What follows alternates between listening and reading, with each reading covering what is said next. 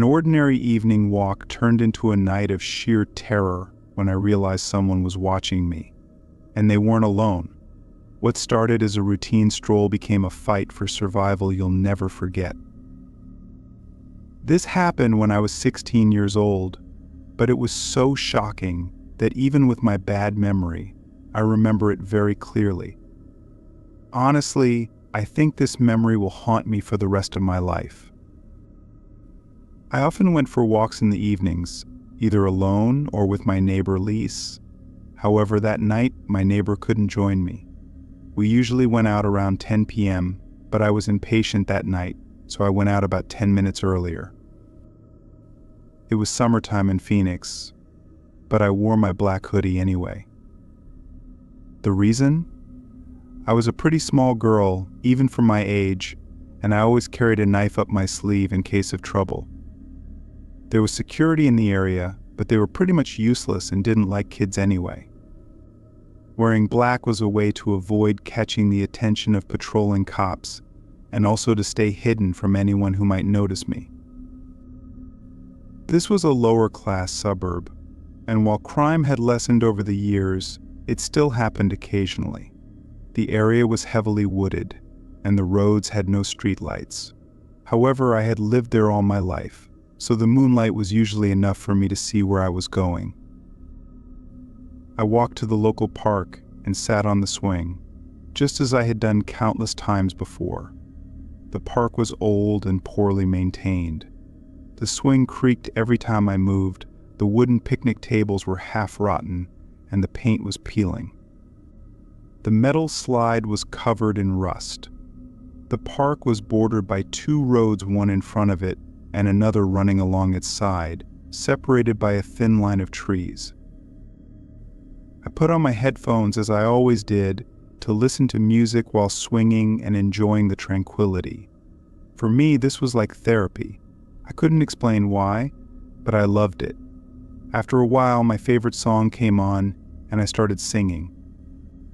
I loved to sing and was pretty good at it, but I always had stage fright. The park at night was my safe place to sing freely without anyone hearing me. That night, however, was different. As I sang, my blood froze when I noticed a figure in the darkness about 50 to 100 feet ahead of me on the road. My initial fear was embarrassment. What if this random person had heard me singing? But then, an even deeper sense of unease crept in. Something felt wrong about this person. I realized it was a man, walking quickly, almost running. I assumed he might be fleeing from something or chasing someone, but as I looked around, I didn't see anyone else, just me. The man passed through the park, seemingly unaware of my presence. I waited for a few minutes to ensure he was gone, and when I felt it was safe, I resumed singing. After a couple more songs, I decided to head home. It was after 10:30 p.m., and I still hadn't done my walk. My mom was going to be mad since I wasn't supposed to be out so late. Despite trying to focus on my walk, I couldn't shake the bad feeling in my gut. It was the same sensation you get when you feel like you're being watched. At one point, I thought I saw something moving behind the tree line, but I dismissed it as an animal. Deer, dogs, and other creatures were common in the area. Still, the unease gnawed at me. I decided to cut my usual 30-minute walk down to just 15 minutes. I started heading home, walking along the main road. As I was leaving the park, I saw someone running along the side road toward the main road. It was the same man as before. He didn't look particularly creepy or homeless, but I couldn't ignore the bad feeling I had about him.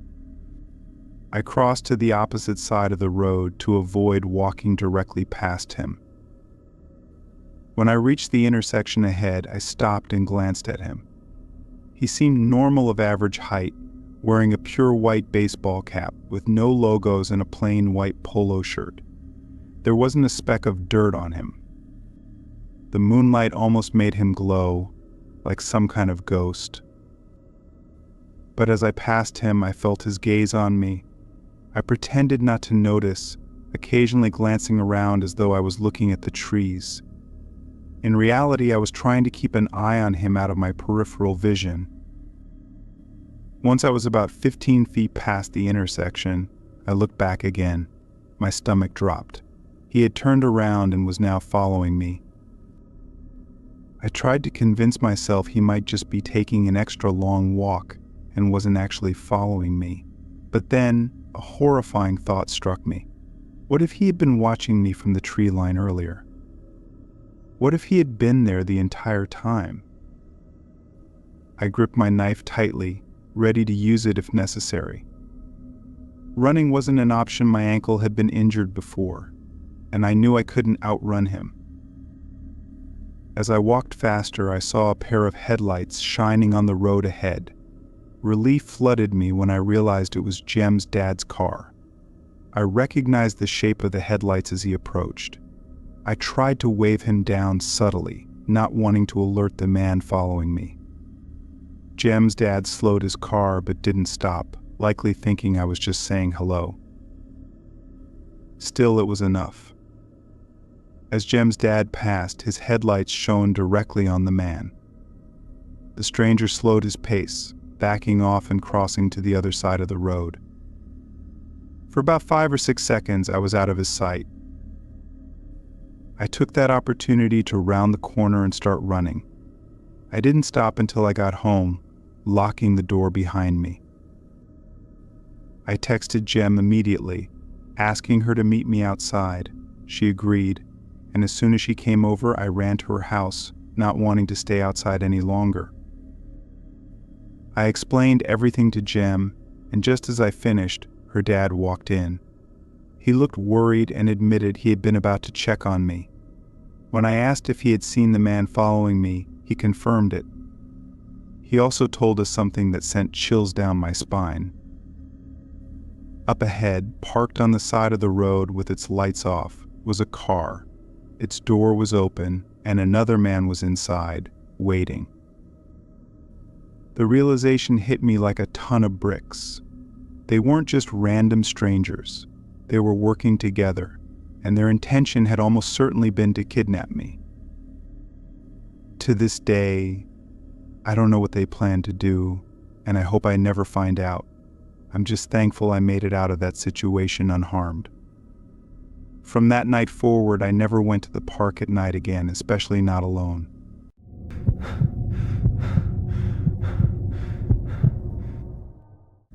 Working the night shift at a nursing home is unsettling enough, but when the residents begin acting possessed and the shadows outside reveal a dangerous intruder, it becomes a night you'll never forget.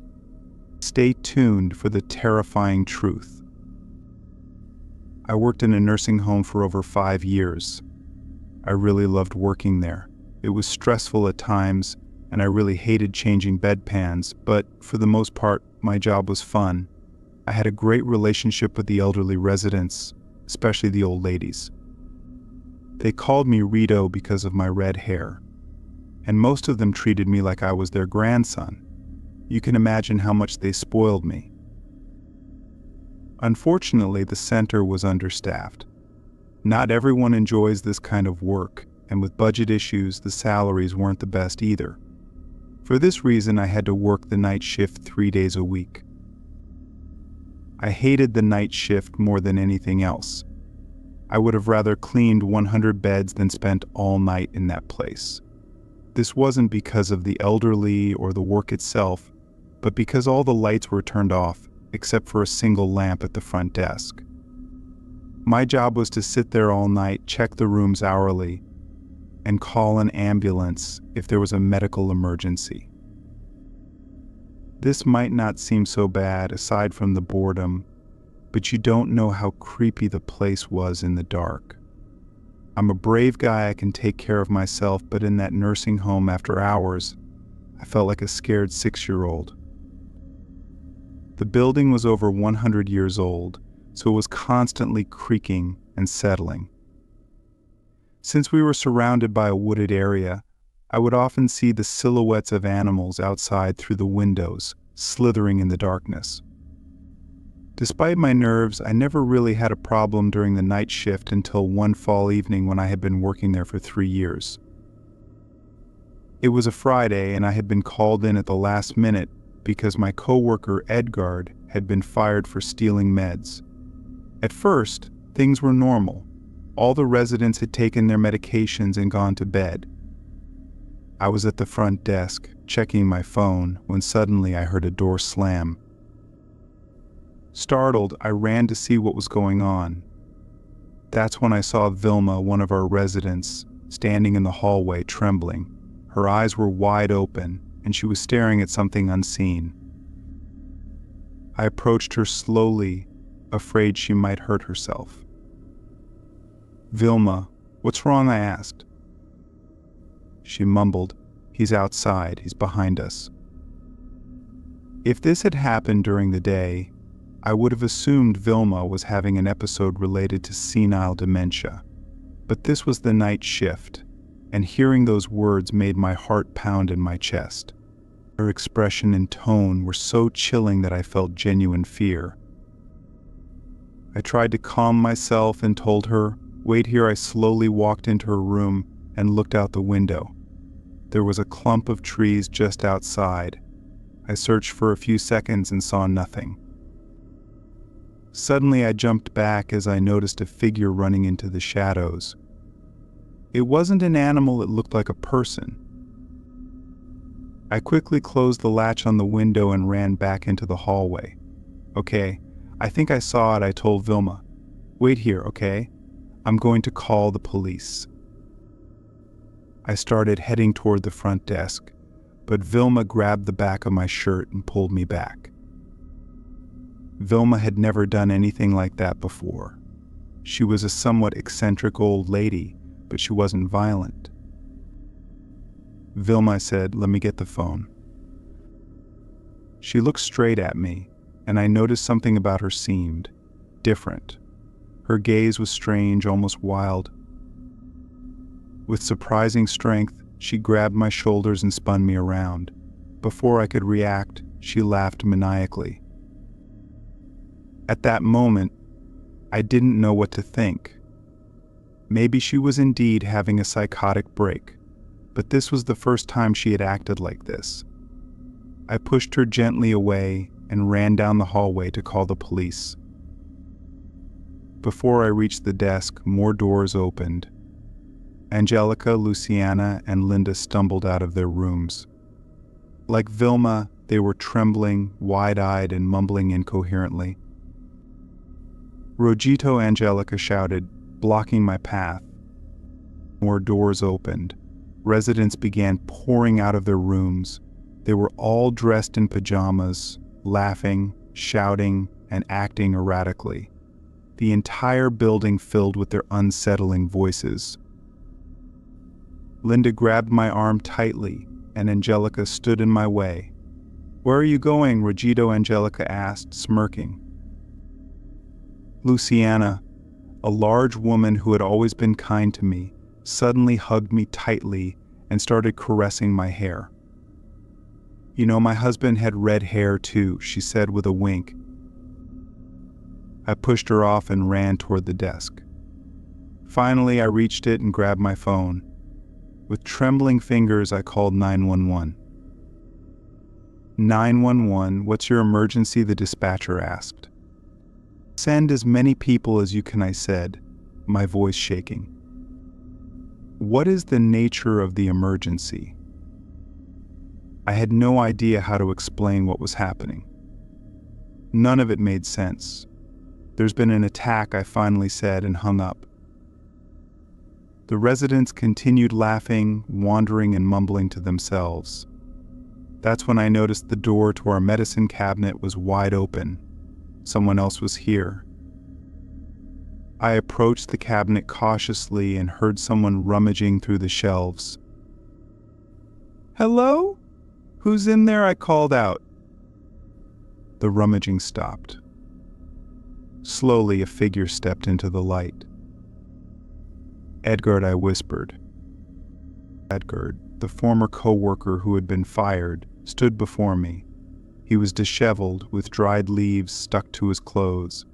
It was clear he had been outside in the woods. "You took it all," he said angrily. "What are you talking about?" "My personal stash. You used it all." He held up an empty pill bottle. It dawned on me he had been mixing drugs into the residents' medications. Whatever he had added was causing their erratic behavior.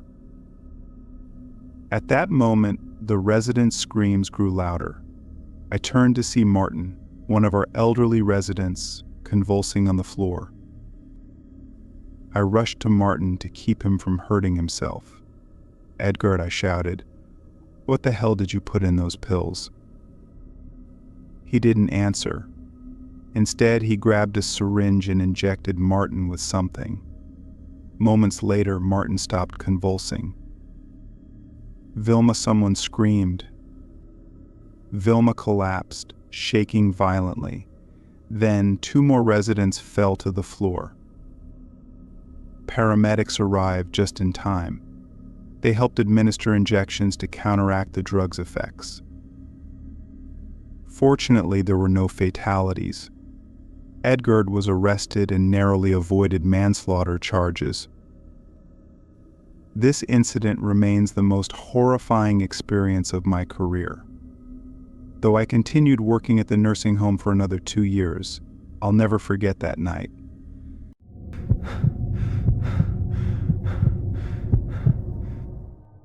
A peaceful night at a liquor store turned into a nightmare when an unhinged coworker returned with a chilling plan. Trapped inside with no escape, would we survive? Watch to the end to find out how this terrifying encounter unfolded. I was working in a liquor store inside a gas station while I was in college. Since I had classes during the day, I logically opted for the night shift. It was a bit demanding, but being young helped me manage. For a long time, only one person worked at night. Many of my female colleagues had complained about the lack of security cameras and how, during those hours, all kinds of questionable characters came into the store. In fact, one night before I started working there, a woman had come in to buy groceries. When she went back to her car, a man assaulted her at gunpoint. She gave him the money, and fortunately the guy let her go. The woman returned to the store crying hysterically. Although the police arrived quickly, they never found the assailant. Personally, I preferred working with someone else. Even if there weren't any security concerns, the night shift felt much shorter when there was someone to talk to. The girl I used to close with got along with me really well, so we often had an enjoyable time. There were 4 of us who did the night shifts: Oscar, Nico, Diana, and me. Diana had another job and only worked a couple of nights a week to help out one of the managers. Oscar and I worked together about 3 nights a week, while Nico joined one of us for the other 2 nights. Diana was super nice and fun to work with, but she didn't enjoy the job much. Oscar often got annoyed with her because she preferred staying at the cash register while he did all the restocking.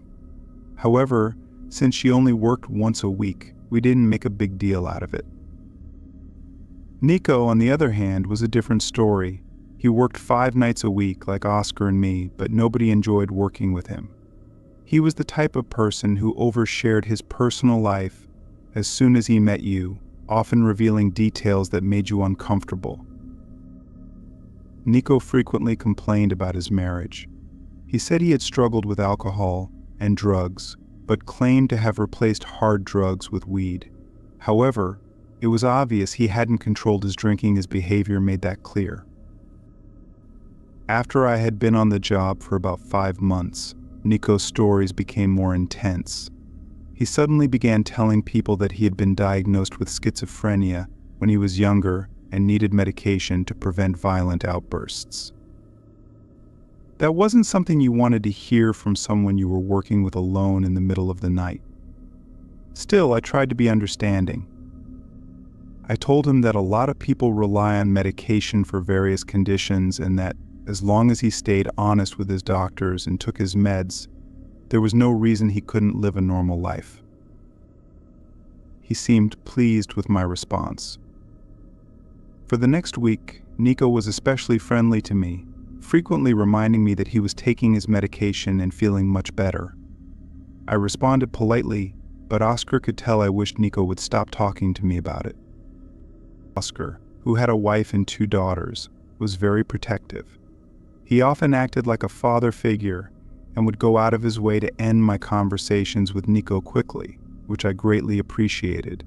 Oscar made no secret of his dislike for Nico, and honestly, he had good reason. Nico's behavior toward me became more intrusive. He started sharing disturbing details about why he had been diagnosed with schizophrenia. These stories often contained graphic and violent content. I repeatedly told Nico I didn't want to hear about those things. He acted like he understood, but would bring them up again an hour later. When I told Diane about it, she said she would talk to the manager. After Diana's conversation, 2 other coworkers reported inappropriate comments Nico had made to them. When questioned, I confirmed that what they said matched my own experiences. Nico received a final warning and was sent home. The next 2 times I saw him, Nico went on rants about how the people who reported him were out to get him. I assumed he didn't know I had also been questioned, and neither Oscar nor I had any intention of telling him. One night, Nico became particularly upset. He said the people who reported him were lucky he was taking his medication because without it, they wouldn't even be alive. At the time, I didn't take the threat seriously, but I should have. Later that night, Nico clocked out without further incident. Oscar and I continued restocking items from a late delivery truck. At some point, Oscar went to refill the beverage coolers while I stayed in the front to stock shelves. The doorbell chimed, signaling that someone had entered the store. "Good evening," I called out, heading toward the register. When I reached the front, I froze. It was Nico. He wasn't wearing his uniform, and his face was twisted into an unsettling grin. My stomach dropped when I saw he was holding a knife. He walked toward the counter and stopped, staring at me. In a sing-song tone, he said, "I'm going to cut you into tiny little pieces, so small they'll never find you." Fear surged through me as I realized the danger I was in. I screamed for Oscar, who came running from the back. Seeing Nico with the knife, Oscar didn't hesitate. He lunged at Nico, knocking him off balance. "Run," Oscar yelled. I didn't need to be told twice. I bolted toward the back door, my heart pounding. When I reached it, I discovered Nico had blocked it with a dumpster. We were trapped. I turned to see Nico recovering, his knife glinting under the fluorescent lights.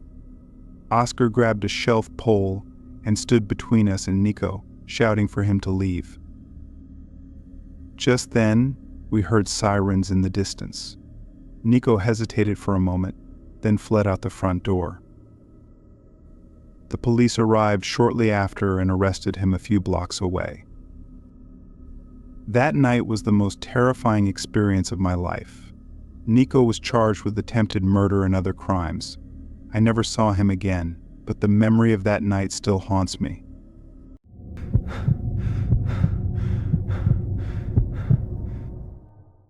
What if the online stranger you thought you knew turned out to be lurking just outside your home, knowing your every move? This chilling encounter will leave you questioning every friend request you've ever accepted. Stay until the end to uncover the terrifying truth. Several years ago, when I was about 15 years old, I spent most of my time online, often using an application called Discord to chat with people. Shortly after I started using the app, I met a guy named Esteban on a video game forum, and we continued talking afterward. One day he asked me what I looked like, and without much thought, I sent him a picture of myself. He complimented me, saying I was beautiful, that he liked my long dark hair, and loved the way I did my eye makeup. I thanked him, feeling excited by the attention. About a week later, Esteban confessed he loved me, and as naive as it may sound, I told him I felt the same way. Keep in mind, I was just 15. Esteban and I had a lot in common, and he was a very handsome guy. Oddly enough, he always wore black, just like me. However, as time went on, our virtual relationship began to feel overwhelming. He constantly wanted to know where I lived. I told him I was in Texas but gave no further details. He then claimed he also lived in Texas and insisted on meeting me immediately, saying he wanted to make our relationship a reality. I wasn't sure about it and told him as much. We talked every day, but his clingy behavior became suffocating. He would text me constantly, and eventually I began avoiding him. I wasn't direct about wanting to stop talking altogether, but I started interacting less with him. Despite my reduced responses, Esteban's behavior remained intense. One day, my parents went on a trip to celebrate their 20th wedding anniversary, leaving me home alone for the first time. I initially didn't mind, but as night fell, I started to feel uneasy. I made sure all the windows were closed and the doors locked before sitting in the living room to watch TV. About 20 minutes later, I heard a knock on the window behind me. Realizing I had forgotten to close the curtains, I assumed it was just some neighborhood kids playing a prank. I walked to the window, my heart racing, but when I looked outside, there was no one there. Feeling a bit relieved, I closed the blinds and returned to the couch. Just then, I got a text from Esteban that read, "I see you now." I replied, telling him I was busy and couldn't chat, but he insisted, saying he knew I wasn't busy because he could see me. Panic began to set in. I told him not to joke like that because I was home alone, and it was already making me nervous. That's when he told me he wasn't kidding that he was outside my house. He even knew my parents were out of town. My stomach sank. I demanded to know how he had found out where I lived. He admitted he had tracked my location through Snapchat and had been watching me for 2 days before deciding to come to my house. My fear turned to outright terror. I had never shared my address with him, and here he was, claiming to have been stalking me. Suddenly there was a knock at the front door, followed by a voice I recognized. It was Esteban. He was calling my name, asking me to open the door. I froze in fear. Alone and with no one to protect me, I texted him, pleading with him to leave, reminding him I had said I wasn't ready to meet in person. But he dismissed my concerns, saying he wouldn't leave after driving so far to see me. His tone wasn't aggressive, but his calmness made it all the more unsettling. When I eventually opened the door, I found myself face to face with Esteban. He was tall and handsome, just as he appeared in his pictures, but something about him felt off his intense gaze, the way he smiled. He stepped inside despite my protests, making himself comfortable on the couch.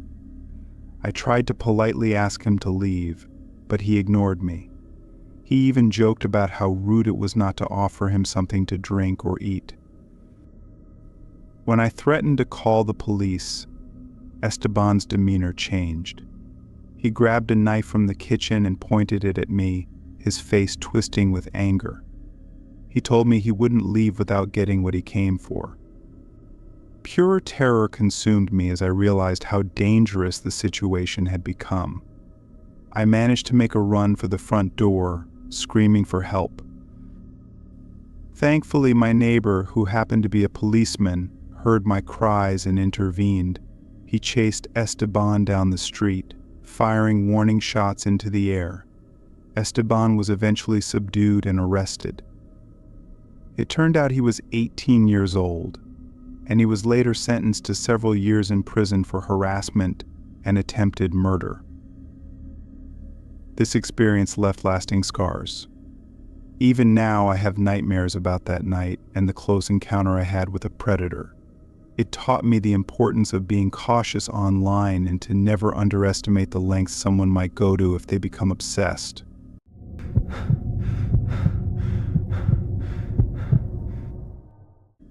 Working at a liquor store seemed like an ordinary job until the night a coworker's sinister secrets turned it into a fight for survival.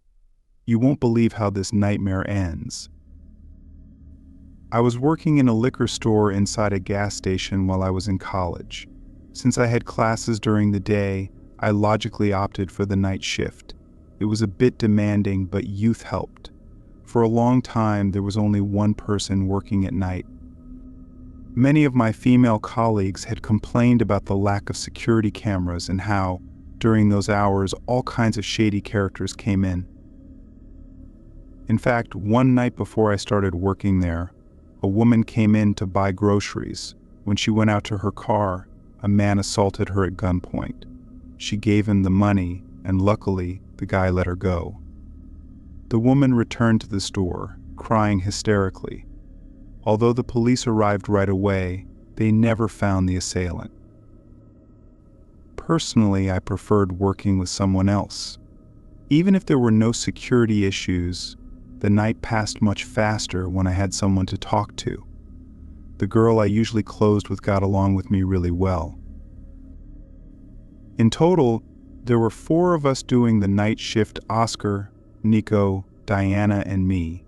Diana had another job and only worked a couple of nights a week to lend a hand to one of the managers.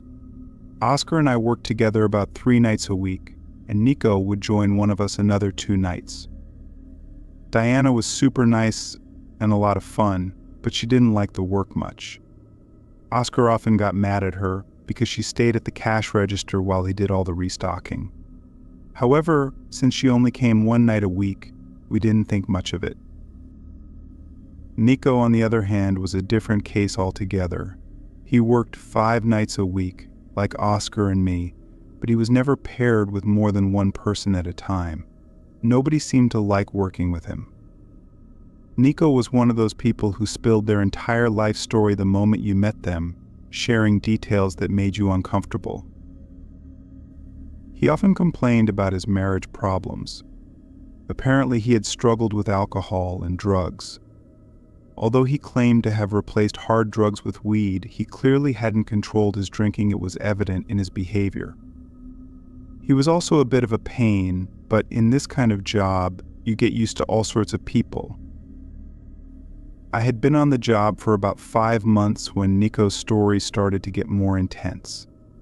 Out of nowhere, he began telling people that he had been diagnosed with schizophrenia when he was younger and needed to take medication to prevent violent outbursts. It wasn't exactly what you wanted to hear from someone you were working with alone in the middle of the night. Still, I tried to be understanding. Many people with mental illness face stigma, and I didn't want to add to that. I told Nico that lots of people rely on medication to manage their conditions, and as long as he stayed honest with his doctors and took his meds, there was no reason he couldn't live a normal life. He seemed satisfied with my response. For the next week, Nico was especially friendly toward me. He frequently reminded me that he was taking his medication and feeling much better. I responded politely, though Oscar could tell I wished Nico would stop talking to me about it. Oscar had a wife and 2 daughters, ages 12 and 8, and he often acted like a protective father figure.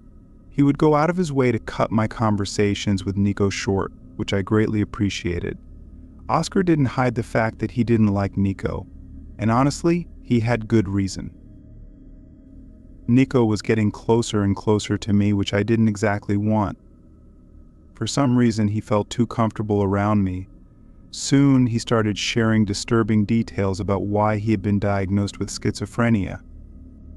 These stories often contained violent and graphic content, which made me extremely uncomfortable. I repeatedly told Nico I didn't want to hear about those things. He acted like he understood, but would bring it up again an hour later. When I told Diana about it, she said she would handle it and later spoke to a manager she was friends with. The manager said there wasn't much she could do, as it seemed I was the only person Nico spoke to in that way. However, after Diana's conversation, 2 other coworkers reported inappropriate comments Nico had made to them. When questioned, I confirmed that my coworkers' complaints matched my own experiences. Nico received a final warning and was sent home. The next 2 times I saw Nico, he went on rants about how the people who reported him were just out to get him. I assumed he didn't know I had also been questioned, and neither Oscar nor I had any intention of telling him. Honestly, we were both scared of him, and not without reason. Nico was clearly unstable. At one point, he got so angry that he almost started crying. He said the people who reported him were lucky he was taking his medication because, without it, they wouldn't even be alive. We didn't take the threat seriously at the time, but in hindsight, we should have. That night, Nico clocked out without further incident. Oscar and I continued our shift restocking items from the late delivery truck. At one point, Oscar went to refill the beverage coolers while I restocked shelves. Suddenly, the doorbell chimed, indicating someone had entered the store. "Good evening," I called out, heading toward the register. Normally, customers at that hour just bought cigarettes or paid for gas, so I wasn't too concerned. As I approached, I froze. It was Nico. He wasn't wearing his uniform, and his face was twisted in an unsettling grin. My stomach dropped when I noticed he was holding something in his hand, a knife. He walked toward the counter and then stopped, staring at me. In a sing-song tone, he said, "I'm going to cut you into tiny little pieces, so small they'll never find you." Fear surged through me as I realized the danger I was in. I screamed for Oscar, who came running from the back. Seeing Nico with the knife, Oscar didn't hesitate. He lunged at Nico, knocking him off balance. "Run," Oscar shouted. I didn't need to be told twice. I bolted toward the back door, my heart pounding. But when I reached it, I discovered Nico had blocked it with a dumpster. We were trapped. I turned to see Nico recovering, his knife glinting under the fluorescent lights. Oscar grabbed a shelf pole and stood between us and Nico, shouting for him to leave. Just then, we heard sirens in the distance. Nico hesitated for a moment, then fled out the front door. The police arrived shortly after and arrested him a few blocks away. That night was the most terrifying experience of my life. Nico was charged with attempted murder and a host of other crimes. I never saw him again, but I still feel chills whenever I think about how close we came to tragedy that night.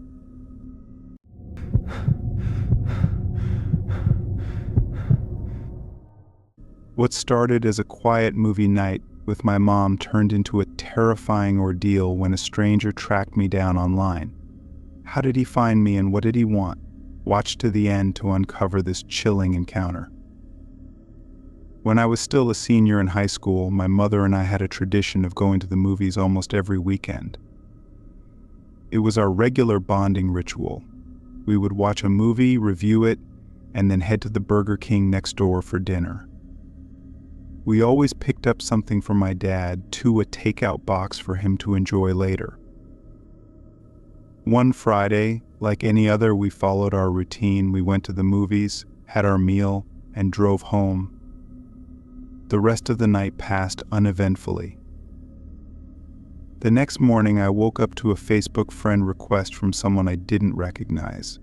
Thinking it might be a suggestion from a mutual friend, I accepted it without much thought. 5 minutes later, I received a message from the same account. It read, "Hey, I know this might sound a little weird, but I saw you at Burger King last night and was wondering if you'd like to go out sometime." I froze. Someone had seen me at Burger King and tracked me down online. How had he found me? Had he overheard my mom say my name? The thought alone sent chills down my spine. The message itself was polite, but the fact that he had gone to such lengths to find me was unnerving. I immediately saw red flags. I had no intention of accepting his invitation, but I didn't want to be rude either.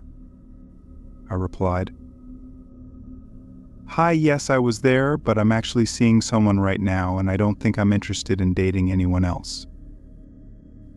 At first, his response seemed respectful. "Ah, that's too bad.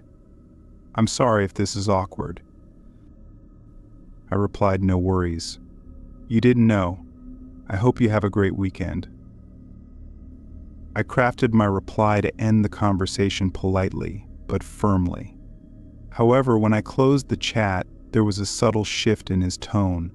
It wasn't outright aggressive, but it carried an unsettling edge. I just thought, since I went to all this effort to find you, you could at least give me a chance to get to know me. That single sentence made my stomach churn. How had he found me? I asked him directly. "How did you find me?" He started typing, then stopped. He typed again, only to stop once more. Finally, his response came. "Where there's a will, there are ways. I can find anyone online. It's easy. When I set my mind to something, I achieve it. Tell me, is your current boyfriend an achiever like that?" His words gave me goosebumps. The way he phrased it made him sound unhinged. I wanted to know exactly how this creep had tracked me down, so I decided to fish for answers. I wrote, "Honestly, I didn't know it was that easy. It's kind of cool that you're so resourceful. How did you do it?"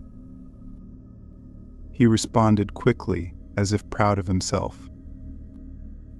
"I was the one who swiped your mom's card. It wasn't hard to match the name to a profile on Facebook." I froze. He wasn't some tech genius or hacker. He was just an employee at Burger King. He had overheard my name, matched it to my mom's card, and searched for me online. I had to stifle a nervous laugh at how ridiculous and horrifying his behavior was. I didn't want to anger him, so I replied calmly, "Ah, clever. I like that. But like I said, I'm seeing someone, so thanks, but no thanks, bye." I muted the conversation but didn't block him or remove him from my friend list, thinking it might make him angrier. I felt uneasy, but I tried to go about my day. That evening, after running errands and finishing my homework, I went to bed, unaware that this lunatic was still fixated on me. Later that night, I opened Messenger on my phone to see 67 notifications. They were all from him. I felt a wave of panic as I realized he had been sending me messages throughout the day. I opened the chat to read them, and my fear escalated with each one. His earlier politeness had turned into nice guy-style humiliation, mixed with outright threats of violence. He wrote that if he could find me on Facebook in just a few hours, imagine what he could learn by the end of the week. One message said he had friends who could help him break into my house. He described in graphic detail how they would tie up my parents, kill them in front of me, and then take turns abusing me until I died. I couldn't believe what I was reading. The final message before I ran downstairs to tell my parents read, "I'm in my car and on my way to your house." Tears streamed down my face as I explained everything to my mom and dad. My dad immediately called the police. The guy was arrested that night. He admitted to sending the messages and was sentenced to several months in jail. He also lost his job at Burger King, thanks to my mom making sure his boss knew what he had done. I was granted a restraining order, and I never heard from him again. I know I was lucky. Many women aren't as fortunate when they encounter someone this disturbed. Their stalkers go beyond threats and cause real harm. This experience taught me to be more cautious online and to protect my personal information. It also made me realize how dangerous people can be when they feel entitled to someone's attention. I hope that one day we can live in a world where men don't act predatory and creepy toward women they like. It's counterintuitive to what women want in a man, and I wish they could understand that. Until then, all we can do is stay vigilant, be safer online, and protect ourselves.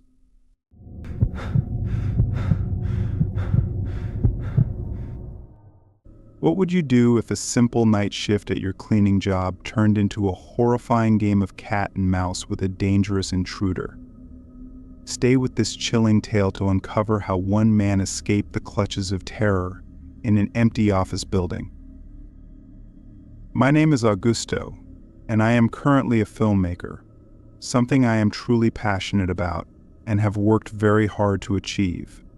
However, before dedicating myself to my great passion, I held several odd jobs to pay the bills and make ends meet. One of those jobs was working for a cleaning company. In this role, I would go to various businesses in the city, mostly offices and malls, and clean them thoroughly to prepare them for the next day. The pay was decent, and the team I worked with was friendly. We were all good friends and colleagues, though we didn't always work together. Sometimes we were a team, and other times I worked alone. Our shifts rotated since the company operated around the clock. Many of our clients required night cleaning because their businesses were active during the day. While some might dread working nights, I didn't mind. Traffic was light, and I could work quietly without interruptions. Once my tasks were complete, I could leave without any hassle. One night I was assigned to clean an office building where I often worked. This wasn't a massive skyscraper, but a 3-story building. When I arrived, I was the only person there. The routine was simple. I had a to-do list: vacuuming, cleaning the bathrooms, and disinfecting specific areas. The entire job usually took about 2 hours. Like always, I was handed the keys upon arrival and found all the lights turned off. I started on the first floor, following my usual routine. Everything was quiet, as expected. Once I finished the first floor, I moved up to the second. I had been on the second floor for about 20 minutes, vacuuming, when I thought I heard the sound of the elevator. I paused, turned off the vacuum cleaner, and listened carefully. My ears didn't deceive me. The elevator was moving, heading to the 3rd floor. This puzzled me. I was certain no one else was supposed to be in the building. Why would the elevator be in use? I tried not to overthink it and continued cleaning, though I couldn't completely shake the unease. As I finished vacuuming and moved on to clean a window in one of the offices, I heard another noise from above. It sounded like something being moved on the 3rd floor. My heart raced as I tried to stay calm. I convinced myself it was nothing, but the creaking sounds kept me on edge. Eventually, curiosity overpowered my fear. I decided to investigate. I walked toward the staircase, listening for any signs of movement. At first, everything was silent. Then, out of nowhere, a man darted from behind a wall and ran into the stairwell. I only saw him for a brief moment, but that was enough to know he didn't belong there. He wasn't wearing office attire or anything that suggested he was an employee working late. Panic set in. I didn't know who he was or how he had gotten inside.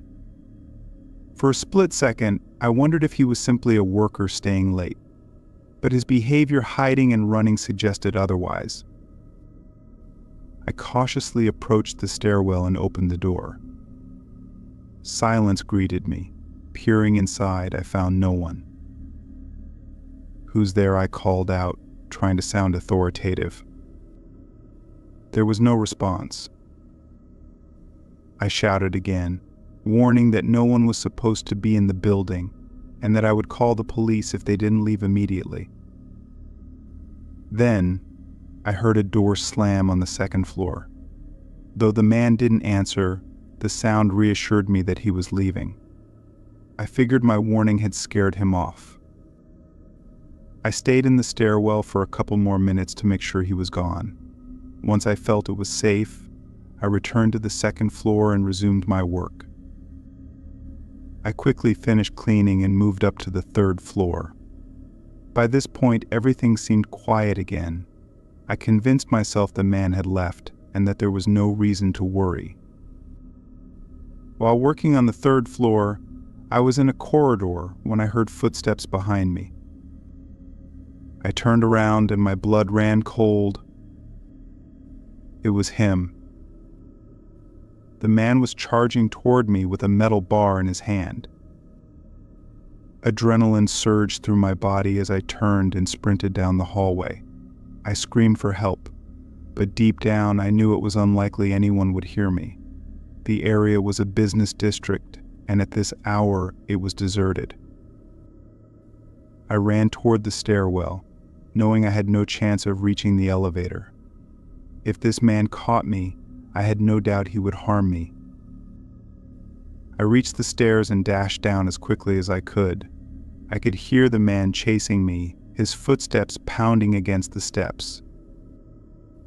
At one point, I glanced back and saw how close he was, too close for comfort.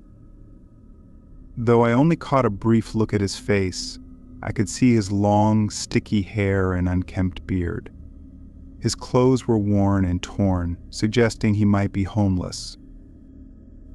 I ran faster than I ever thought possible, fueled by sheer terror. When I reached the first floor and saw the front door, it felt like a beacon of hope. I bolted through it, not stopping until I reached my car. I jumped in, locked the doors, and started the engine. As I reversed out of the parking lot, I saw the man standing at the building's entrance, clutching the metal bar. A few seconds later, he threw it aside and disappeared into the darkness.